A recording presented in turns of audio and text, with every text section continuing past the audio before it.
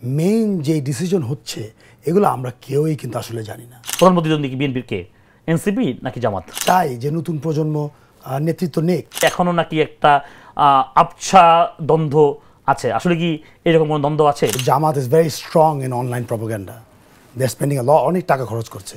হাসান আব্দুল্লাহ, নির্বাচনের মাঠে আপনাদের কাছে কি মনে হচ্ছে যে খুব শক্ত প্রতিদ্বন্দ্বী আপনাদের সামনে দাঁড়িয়ে গেছে? গ্রাম পলিটিক্স যেটা চলতেছে মাঠে, এটা আমার মনে হয় না উনি অবগত, অথবা উনি even in control of that politics. আমার আব্বাকে মন্ত্রিত্বর অফার দেওয়া হয়েছে, আমার আব্বা বলছে যে আমার মন্ত্রিত্ব দরকার নেই। আমি কিন্তু গ্রামের মানুষকে আন্তরিকভাবে ভালোবাসি, কেননা তাদের ভালোবাসা আমি অ্যাকচুয়ালি ফিল করি।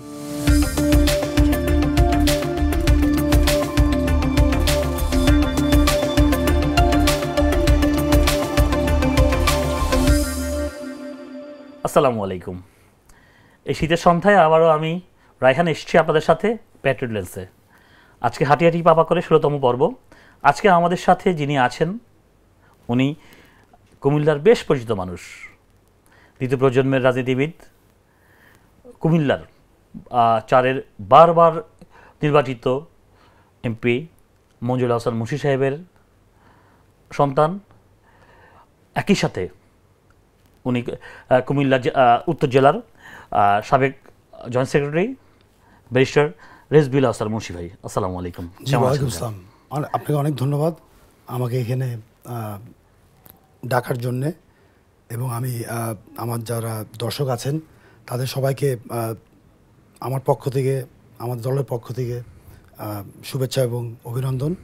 এবং তার পাশাপাশি আমার যারা দেবিদ্বারবাসী যারা দেখছেন তাদের সবাইকে সালাম, এবং আমাদের নেতা তারেক রহমান সাহেবের পক্ষ থেকে, আমাদের আপসীন দেশনেত্রী বেগম খালেদার পক্ষ থেকে, এবং অবশ্যই আলহাজ ইঞ্জিনিয়ার মঞ্জুর হাসান মুন্সির পক্ষ থেকে আপনাদের সবাইকে শুভেচ্ছা এবং অভিনন্দন।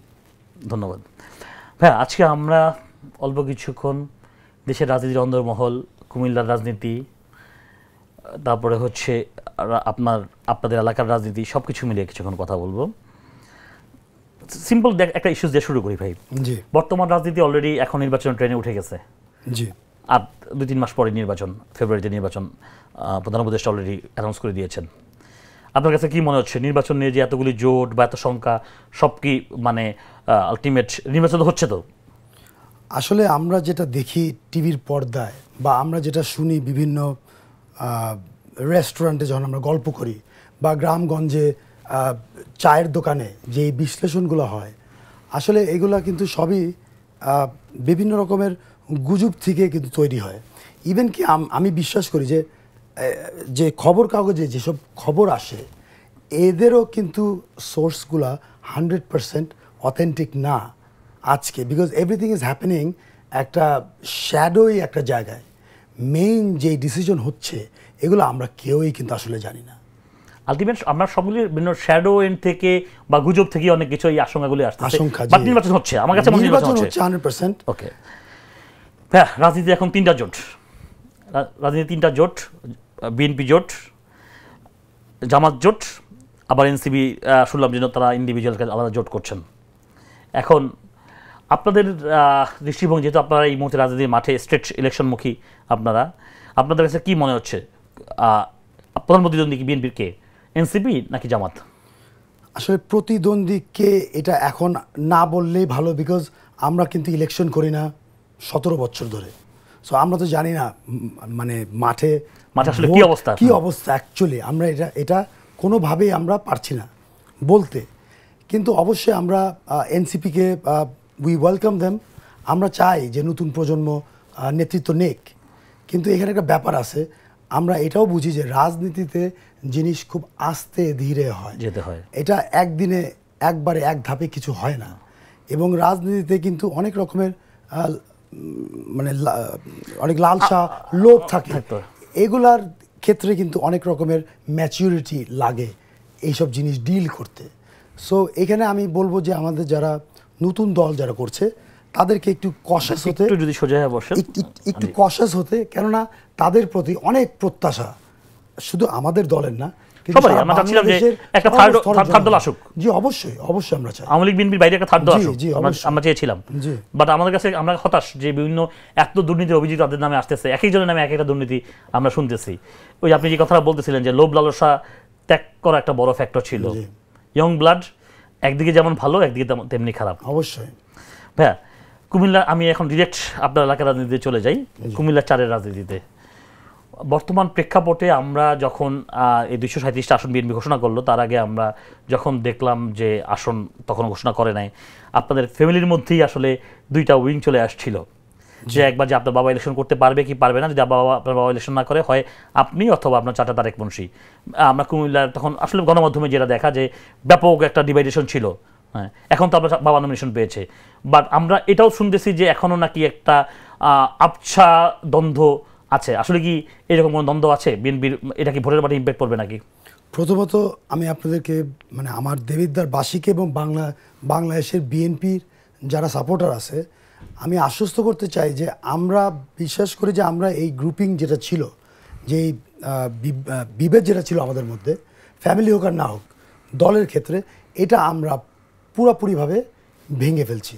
এবং তারেক রহমান সাহেব আমাদের নেতা, আমাদের লিডার, উনি যেই নির্দেশনা দিছে, যেইভাবে দিছে আমরা ঠিক ওইভাবে পূরণ করছি। বাকি বাদ যেটা আমরা শুনছি আবার এগুলো হলো গুজব, প্রপাগ্যান্ডা, বিভিন্ন রকমের ষড়যন্ত্রের একটা চেষ্টা যে আমাদের দলকে যদি বিভক্ত দেখানো যায় দেবিদ্বারে, তাহলে অন্য ছোট ছোট কিছু দল আছে তারা এটার কিছু লাভ নিতে পারে। আপনার বাবা তো একজন বর্ষীয় রাজনীতিবিদ, 4 বারের এমপি। আপনার বাবার এই অভিজ্ঞতা, আপনাদের বেড়ে ওঠা, সব কিছু মিলিয়ে আপনার বাবার একটা বিশাল উন্নয়নের ছোঁয়া দেবিদ্বারে রয়েছে আমরা জানি। বাট আপনাদের অপোনেন্টে এখন যিনি আছেন উনি জুলাই আন্দোলনের মানে প্রথম সারির 3 জনের একজন, মানে খুবই পরিচিত মুখ বাংলাদেশের এই মুহূর্তে, হাসান আবদুল্লাহ। নির্বাচনের মাঠে আপনাদের কাছে কি মনে হচ্ছে যে খুব শক্ত প্রতিদ্বন্দ্বী আপনাদের সামনে দাঁড়িয়ে গেছে? এটা কি মানে কীরকম, মানে আসলে এখন তো নির্বাচনী ক্যাম্পেইন করছেন আপনারা, অফিসিয়ালি আনঅফিসিয়ালি সবভাবেই করছেন, কি মনে হচ্ছে?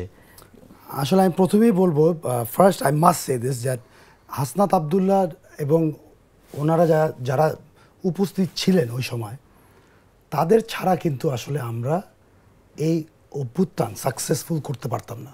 বিকজ তাদেরকে সামনে রেখেই কিন্তু বাংলাদেশের সর্বস্তরের জনগণরা এই অর্জনটা করতে পারছে। এখন দ্বিতীয় পয়েন্ট হলো, আমরা যদি হাসনাত আবদুল্লাহ ভাইয়ের কথা যদি বলি, আমরা তো আসলে মাঠে খুব কাছে থেকে দেখছি। এখন উনি তো আসলে মানে ন্যাশনাল পলিটিক্সে উনি মোর ইনভলভড।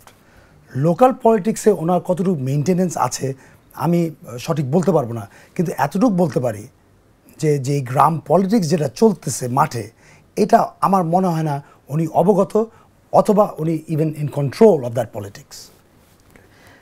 ধন্যবাদ আপনাকে সুন্দর করে মানে অপোনেন্টকে, কম্পিটিটরসকে খুব সুন্দর করে প্রেস করার জন্য, যে হাসান আবদুল্লাহর অবদান স্বীকার করেছেন।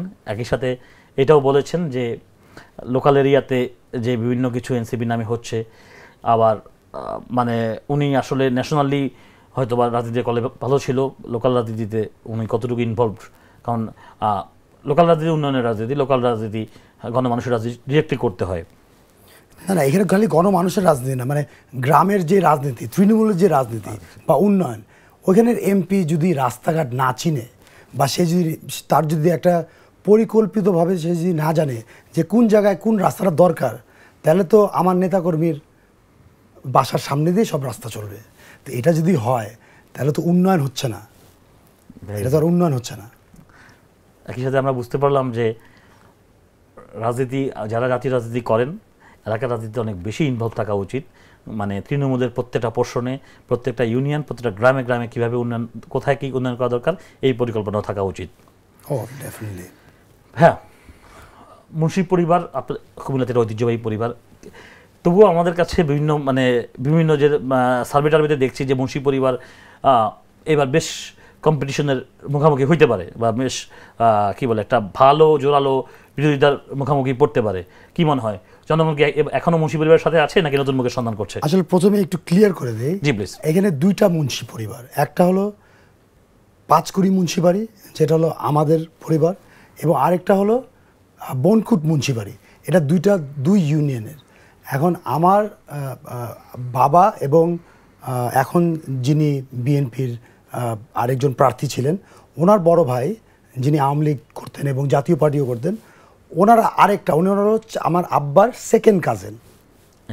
সো মুন্সি পরিবার বলতে মুন্সি নামটা ঠিক আছে, কিন্তু পরিবার কিন্তু দুইটা, এবং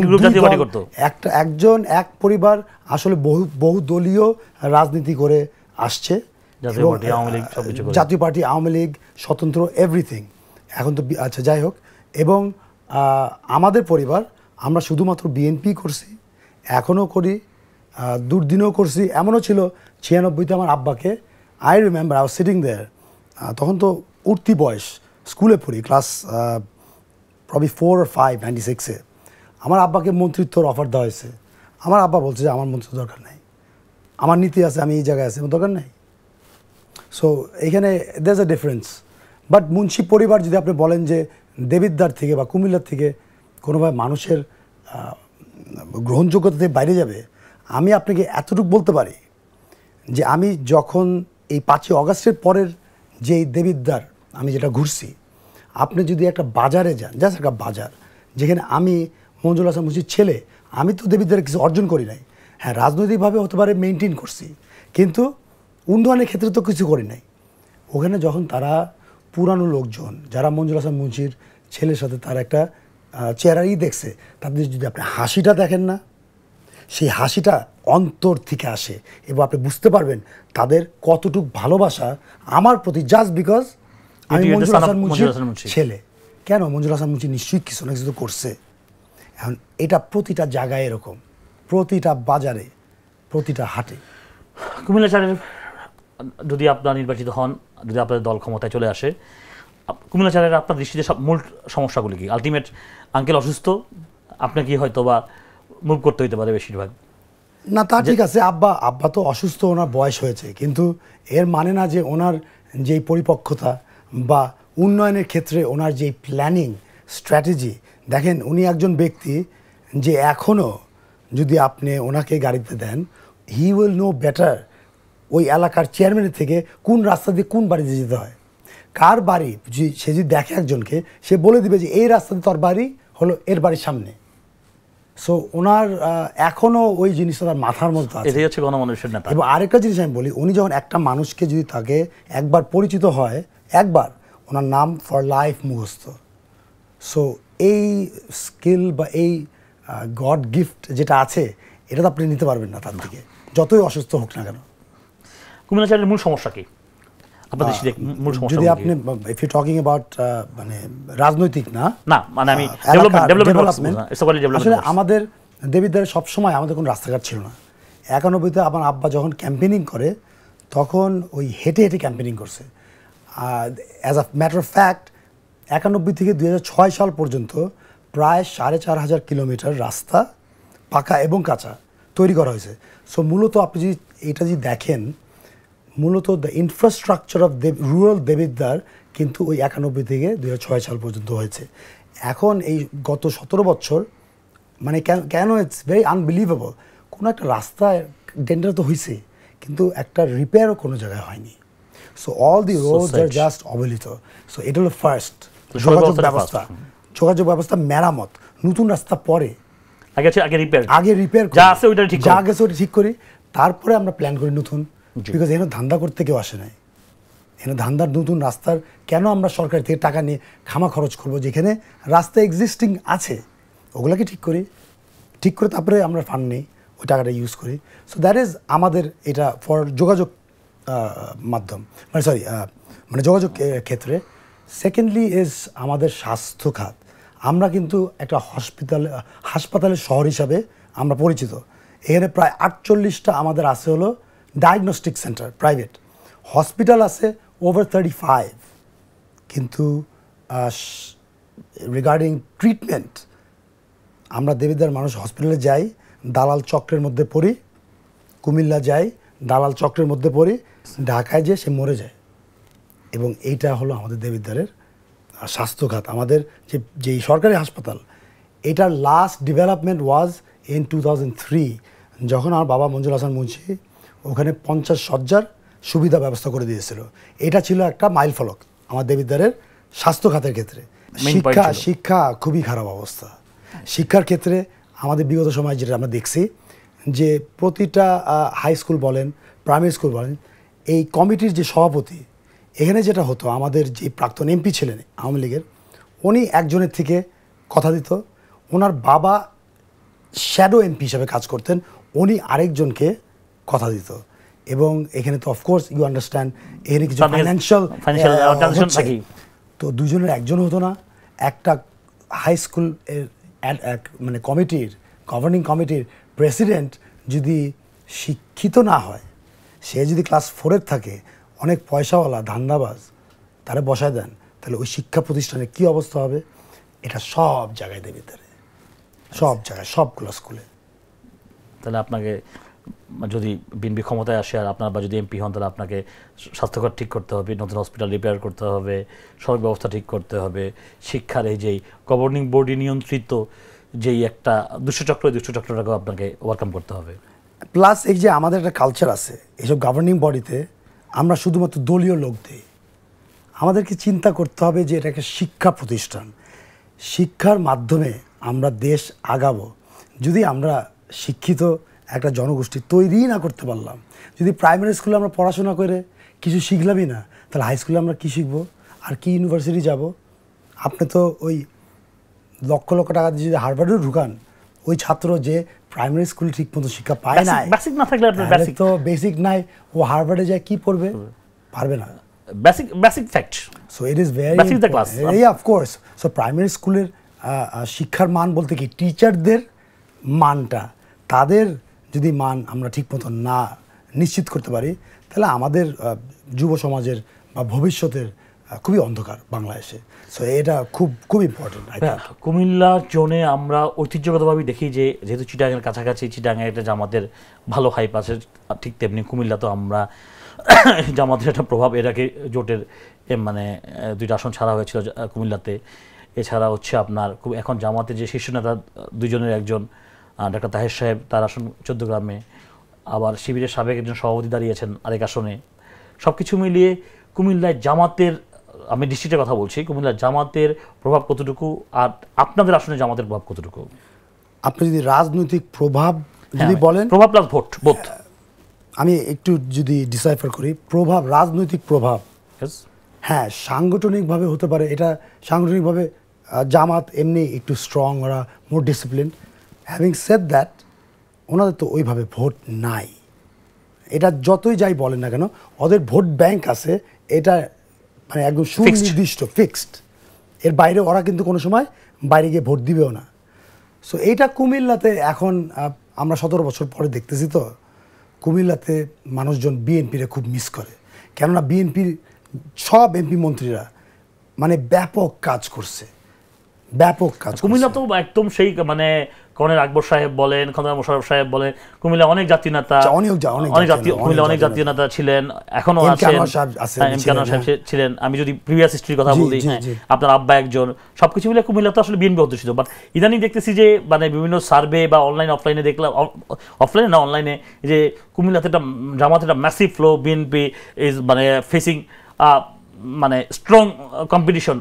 Oh, that actually this is not true. It is not. This is propaganda. It's a propaganda. Jamaat is very strong in online propaganda. They're spending a lot. অনেক টাকা খরচ করছে। তো ওনারা তো চাবে যে মানুষের সাপোর্ট নাই, তো মানুষের মধ্যে বিভ্রান্তি ছড়ান, কনফিউশন ছড়ান, কেওস ছড়ান। That is also a way to do politics, right? So এটা করছে। আপনি তো তরুণ প্রজন্মের প্রতিনিধি, নিজের আগামী সময় কিভাবে দেখতে যাচ্ছেন? আসলে আমি নিজে তরুণ প্রজন্মের ওই আমাকে যেরকম যখন বলে এরকম উত্তরসূরি সুযোগ্য সন্তান, আসলে আমি একজন ক্ষুদ্র কর্মী বিএনপির। আমি দেবিদ্বারে যখন ছোটোবেলার থেকে 91 সাল থেকে, কিন্তু ইলেকশনের সময় আমার বয়স ছিল 10, তখন থেকে 2000 সাল পর্যন্ত, until I went to university, আমি আমার আব্বার সাথে প্রতি বৃহস্পতিবার থেকে শনিবার কিন্তু আমি দেবিদ্বার থাকতাম। তো আমার কাজ কী হতো, আমি সবার সাথে মিশতাম। তো আমি যে এখন যে যাই বা এই গত সিন্স 2005 আমার অ্যাডভান্টেজটা কি, আমি কিন্তু ছোটোবেলায় আমার গ্রহণযোগ্যতা আমার বাবার নেতাকর্মী এবং সাধারণ জনগণের থেকে তখনই কিন্তু আমি নিয়ে ফেলেছি। সো আমার কিন্তু অলরেডি একটা গ্রহণযোগ্যতা আছে, not as only Manjul Hasan মুন্সির son, but as Rezvi, just Rezvi, not Rezvil Hasan Munshi, নেতাকর্মীদের সাথে এবং জনগণের সাথে। You are also the former joint secretary of আমি 2016 থেকে 2022 পর্যন্ত I was senior joint secretary BNP উত্তর জেলার। পরবর্তীতে আমাদের কন্ট্রোলের কারণে অনেক কিছু হয় নাই, বাট পদ দিয়ে তো আসলে রাজনীতি হয় না। আমরা যেরকম এবারটা প্রমাণ করে দিছি যে পদ থাকলেই যে দলের জন্য কাজ করতে পারবে এমন বিষয় না, পদ লাগে না। দলের জন্য, দেশের জন্য কাজ করতে হলে আপনি দায়িত্ব নেবেন, পদ বলে কিছু নেই। আপনার একটু ব্যক্তিগত প্রসঙ্গে চলে যাই, আপনার বেড়ে ওঠা পড়াশোনা, দেশের বাইরের পড়াশোনা যদি কাইন্ডলি একটু অ্যাডভান্স। আসলে আমি মানে আমার পুরো আমার স্কুল লাইফ আমি পড়েছি হলো আমেরিকান মানে ইন্টারন্যাশনাল স্কুলে, সব বিদেশের সাথে। এআইজিতে পড়েছেন? জি জি, এআইজিতে পড়ছি। সো এখানে কিন্তু কালচারাল একটা মানে বাসায় ছিল হলো 5 ওয়াক্ত নামাজ, ওয়ার স্কুলে ছিল হলো পুরো আমেরিকান ওয়েস্টার্ন কালচার। মানে ছোট্ট আমেরিকা, লিটল আমেরিকান আমেরিকা। তো যখন আমার বন্ধুরা স্লিপ ওভার করছে, এটা করছে ওটা করছে, আমার বাবা মা তো এটাকে অ্যালাউ করতো না। তো আমার মধ্যে কিন্তু অনেক কনফিউশন সৃষ্টি হতো যখন ছোট ছিলাম। কিন্তু আপনি দেখবেন যে আমি এআইএসডিতে পড়ার পরেও আমার যারা বন্ধুবান্ধব আছে যারা ইংলিশ মিডিয়াম পড়ছে ধরেন, কিন্তু বাংলাদেশ স্কুলে, আমি বিশ্বাস করি তারা গ্রামে গিয়ে 2 মিনিট মানে গ্রামের মানুষের সাথে মিশতে হলে জাস্ট ওই উপরের থেকে না, আপনি যদি মিশতে চান বইসে তাদের একদম এইভাবে এত, it's not easy for a town ঢাকার ছেলে। আর আমি পড়ছিল ইংলিশ মিডিয়াম, তাও কি আমেরিকান স্কুলে। এখন আমি খুব গর্বিত এই বিষয়টা নিয়ে যে আমি কিন্তু গ্রামের মানুষকে আন্তরিকভাবে ভালোবাসি, কেননা তাদের ভালোবাসা আমি অ্যাকচুয়ালি ফিল করি এবং তাদের সাথে আসলে তারা দে আর দ্য রিয়েল পিপল। আমাদের ঢাকাতে আমরা আসলে উই নট রিয়েল, আমরা কেউ এখানে সমাজে কেউ রিয়েল না, যেটা গ্রামে আমরা সবাই পাই। আপনি তো ইন্টারন্যাশনাল ল, আইনি রিফর্ম, কাউন্সিলিং নিয়ে কাজ করছেন, পড়াশোনা করছেন। ইন ফিউচারে আপনি ইন্ডিভিজুয়ালি আইন ইস্যুজে, কারণ আমাদের দেশে লিগাল টার্মসে আমরা অনেক ব্যাকফুটে, সব কিছু ব্যাকফুটে, বা এখন মানে বাংলাদেশে একটা হিউজ নাম্বার অফ পিপল যারা আসলে সঠিক আইনের শাসনটা পাচ্ছে না। এই ইস্যুজে আসলে আপনি কি কখনো ভবিষ্যতে কোনো কিছু মানে আপনার করণীয় কি বা কিছু চিন্তা ভাবনা করছেন নাকি? দেখেন, আমাদের যেরকম আমাদের 31 দফার মধ্যে আমাদের কিন্তু আইন ব্যবস্থা এবং বিচার ব্যবস্থার যেই সেপারেশন, এইখানে কিন্তু এটা যখন হয়ে যাবে বাস্তবায়ন, আমাদের গ্রামগঞ্জে কি হয়, এই যে ভুয়া মামলার থ্রেট, অজ্ঞাত দিয়ে দেয় মানুষকে উইথাউট এনি ইনভেস্টিগেশন, এফআইআর আছে, নাম আছে, অ্যারেস্ট করে নিয়ে গেল, এই জিনিসগুলো কিন্তু সব রিজলভ হয়ে যাবে। কিন্তু তখন আমাদের যেই গ্রামের মানুষ যেই হ্যারাসমেন্ট হয় জাস্ট একটা এফআইআরের কারণে, এই হ্যারাসমেন্টটা চলে যাবে। এই ধান্দাটা যে হয় একটা এফআইআর দিয়ে, এই ধান্দাটা চলে যাবে। So there will be a massive change in the lives of the people. আমরা চাই আইনের শাসন, আমরা চাই সুশাসন। আইনের শাসন প্রত্যেকটা মানুষের অধিকার, সুশাসন মানুষের অধিকার, এটা রাষ্ট্রের কর্তব্য, রাষ্ট্রের দায়িত্ব সুশাসন নিশ্চিত করা। ধন্যবাদ জুয়েল ভাই। Thank you for having me. অনেক অসংখ্য ধন্যবাদ আপনাকে। ধন্যবাদ।